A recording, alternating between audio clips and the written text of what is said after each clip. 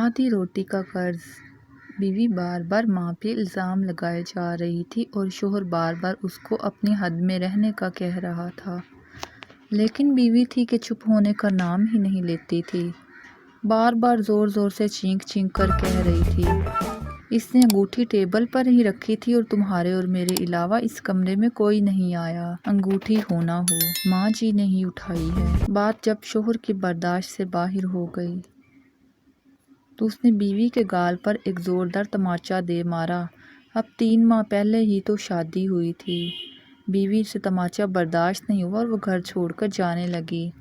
جاتے جاتے شوہر سے ایک سوال پوچھا، تمہیں اپنی اماں پہ اتنا یقین کیوں ہے؟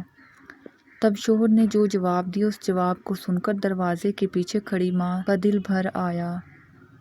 شوہر نے بیوی کو بتایا کہ جب میں چھوٹا تھا تب اس کے والد صاحب گزر گئے تھے۔ ماں محلے کے گھروں میں جھاڑو پوچھا لگا کر جو بھی کما پاتی تھی اس سے ایک وقت کا کھانا آتا تھا۔